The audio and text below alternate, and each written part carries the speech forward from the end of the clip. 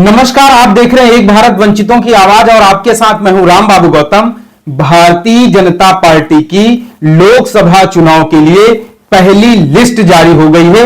जी हां, पहली लिस्ट जारी हो गई है और उसमें 195 प्रत्याशियों की पहली लिस्ट आई है। लेकिन उस लिस्ट में सबसे चौंकाने वाली बात यह है, सबसे बड़ा खुलासा आज मैं करने जा रहा हूं, सबसे बड़ा विस्फोटक खुलासा, सबसे बड़ी ब्रेकिंग न्यूज यह है कि भारतीय जनता पार्टी ने देश की आधी आबादी के साथ बहुत बड़ा छलावा किया है। पहली लिस्ट में भारतीय जनता पार्टी ने यह बता दिया है कि वो महिलाओं के प्रति, आधी आबादी के प्रति और नारी के प्रति, स्त्री के प्रति, मातृशक्ति के प्रति क्या सोच रखती है।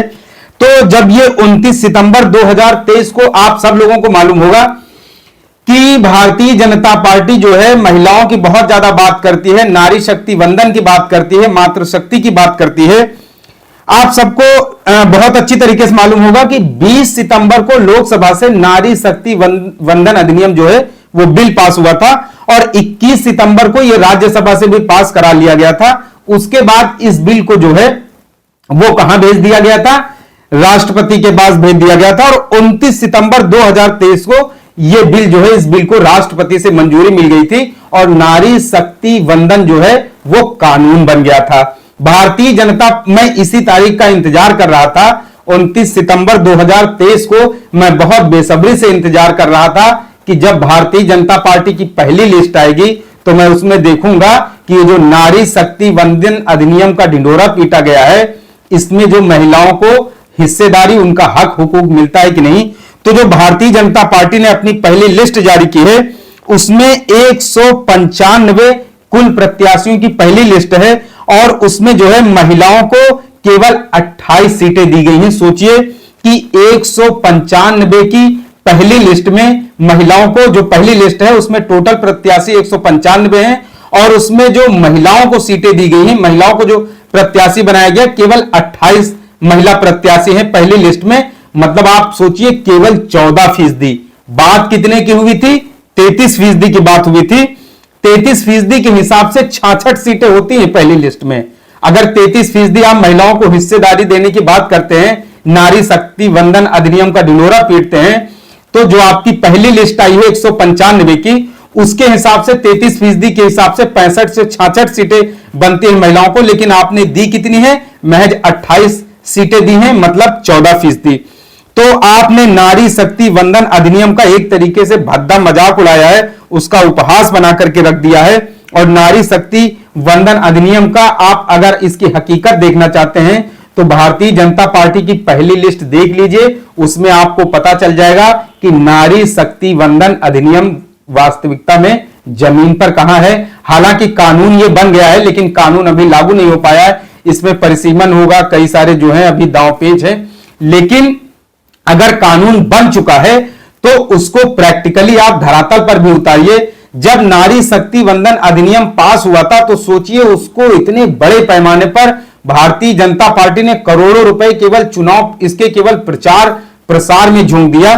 और जैसे पश्चिम बंगाल में सती प्रथा को राजा राम मोहन राय ने खत्म किया था, तो मोदी को इस तरीके से एकदम नारी मुक्तिदाता के तरीके पेश किया गया। ऐसा लग रहा था कि जैसे राजा राम मोहन राय ने स्त्रियों की जो गुलामी की जो जंजीरें उनको तोड़ा, उस तरीके से मोदी को ऐसा लग रहा था महिला मुक्तिदाता, महिलाओं की गुलामी की जंजीरें तोड़ दी, महिलाओं को एकदम बाहर ले आए और महिलाओं के लिए जो है वो 33% आरक्षण ले आए। और अब जो है खूब जोर शोर से ढोल पीटा गया कि जो आधी आबादी है उसका 33% प्रतिनिधित्व होगा लोकसभा और देश की विधानसभाओं में। लेकिन है क्या?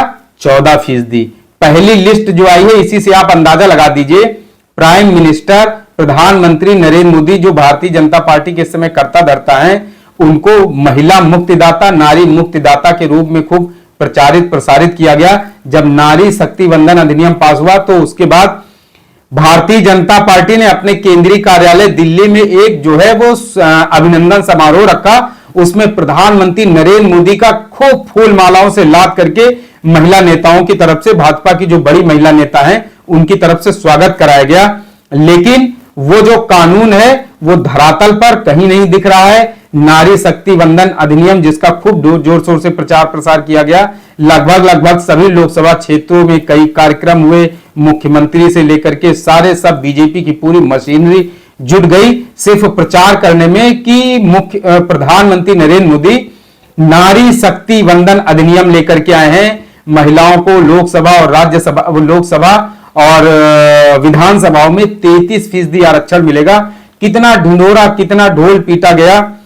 आज मुझे वो बात याद आ रही है, जब देश में जो है संविधान लागू हुआ था तो उसके बाद संसद में चर्चा चल रही थी, तो लोगों ने कहा बाबा साहब डॉक्टर अंबेडकर से कि आप संविधान की कुछ खूबियां, उसकी कुछ सुंदरता, उसकी कुछ बखूबियां बताइए।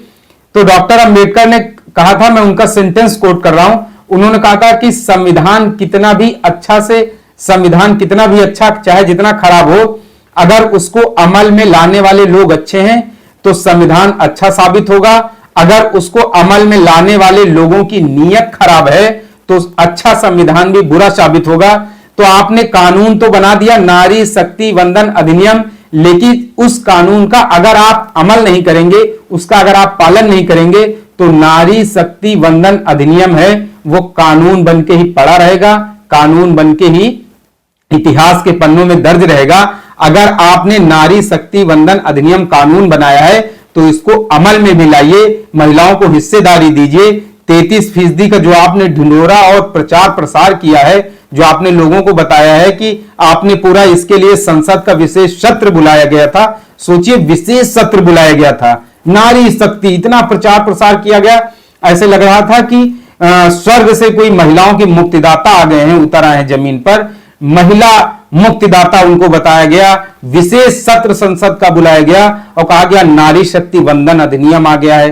तो महिलाएं इतनी ज्यादा खुश भी, कुछ महिलाएं तो बेचारी प्रधानमंत्री नरेंद्र मोदी का थाली वाली लगा के वो मां एकदम स्वागत वगैरह करने लगी। महिलाओं को लगा कि अब तो हम 33% हमारा प्रतिनिधित्व होगा और भाजपा जो है हम लोगों को संसद में भेजेगी। मोदी जी इतना बढ़िया कानून लेके आए, लेकिन कानून तो ले आए मोदी जी, लेकिन पालन नहीं करना है। पालन करना होता तो 195 की जो पहली लिस्ट आई है, जो बीजेपी की सेंट्रल इलेक्शन कमेटी है, केंद्रीय चुनाव समिति, इसने दिल्ली में मंथन तो बहुत किया, लेकिन जब पहली लिस्ट जारी हुई तो उसमें मर्दों का दबदबा है, पुरुषों का बोलबाला है, आधी आबादी सिर्फ कहने की बात है। सोचिए 195 लोग हैं पहली लिस्ट में, 195 में महिला कितनी है? केवल 28। आप सोचिए 14%, मतलब आपको महिलाओं पर भरोसा ही नहीं है। आपको चुनाव जीतना है, आपको जिताऊ मर्द चाहिए। महिलाएं सिर्फ नियम कानून में हैं, महिलाएं सिर्फ कागजी दस्तावेजों में रहें, पन्नों में रहें। नारी शक्ति वंदन अधिनियम बन गया, कानून बन गया, अमल में कब लाया जाएगा कब नहीं। लेकिन अगर आपको संदेश बड़ा देना है, अगर आप सच में कहते हैं कि संसद में आधी आबादी की आवाज गूंजनी चाहिए, तो प्रैक्टिकली भी करना पड़ेगा। आपको सिर्फ शब्दों में, बयानबाजी में, क्रेडिट लेने की, श्रेय लेने की होड़ में आपने नारी शक्ति वंदन अधिनियम तो बना दिया है। आप मातृ शक्ति की तो बात करते हैं, लेकिन असली परीक्षा तब होती है जब आप उनको मौका दें, उनको प्रतिनिधित्व दें। आपको चुनाव जीतना है, आपको सिर्फ मर्दों पर, मर्दों की जातियों पर, मर्द लॉबी पर भरोसा है, महिलाओं पर आपको भरोसा ही नहीं है। अगर आपको भरोसा है तो आप महिलाओं को प्रतिनिधित्व दीजिए। जितनी मशीनरी आप मर्द प्रत्याशियों पर लगाते हैं, उतनी मशीनरी महिला प्रत्याशियों पर भी लगाइए, उनको भी जिताइए, उनको भी आगे लाइए। लेकिन ऐसा कुछ होने वाला है नहीं। तो फिलहाल जो है 195 प्रत्याशियों की भारतीय जनता पार्टी की पहली लिस्ट आ गई है और इस लिस्ट में जो है वो 28 महिलाओं को हिस्सेदारी मिली है। मतलब 28 महिलाएं, मतलब 14% जो है महिलाओं को टिकट दिया गया है। अब उम्मीद है कि हो सकता है दूसरी लिस्ट आए या और आगे जो बाद में लिस्ट आए। हालांकि 195 करीब 200 की लिस्ट आ गई है, 40% जो है प्रत्याशियों की लिस्ट आ चुकी है, 45%। तो अभी इंतजार है, हो सकता है अगली लिस्ट में कुछ महिला प्रत्याशियों की संख्या बढ़ाई जाए। लेकिन इसमें जो है पहली लिस्ट से एक मैसेज दिया जा सकता था, आधी आबादी के लिए बढ़िया संदेश दिया जा सकता था, एक अच्छा माहौल बनता कि भारतीय जनता पार्टी नरेंद्र मोदी के दूसरे शासनकाल में जो नारी शक्ति वंदन अधिनियम कानून बना है, राष्ट्रपति से जिसको मोहर भी लग चुकी है, वो कानून बन चुका है। अब उस कानून को अमल में लाने में कुछ समय लगेगा, लेकिन आप इसको अमल में अभी ला सकते थे। टिकट महिलाओं को आप 33% दे करके एक अच्छा मैसेज दे सकते थे, लेकिन ऐसा हुआ नहीं। दुर्भाग्य की बात है कि महिलाओं की बात सभी लोग करते हैं, ये सिर्फ भाजपा पे नहीं दूसरे दलों पे भी लागू होता है। जो लोग महिला, नारी शक्ति और मातृ शक्ति की बात करते हैं, बातें नहीं, आपको दिखाना भी चाहिए हकीकत में। इसे जो है वो ग्राउंड लेवल पर, धरातल पर आपको उतार के दिखाना चाहिए। बातें बहुत हो चुकी, काम करके दिखाना चाहिए, तभी जनता और आधी आबादी जो है वो आपका लोहा मानेगी, आपका नेतृत्व स्वीकार करेगी। वरना बातें इसके पहले भी बहुत ज्यादा हुई हैं, बातें अभी भी बहुत हो रही हैं। बातों का क्या है, बातें तो होती रहेंगी। तो मित्रों, आपको ये विश्लेषण कैसा लगा?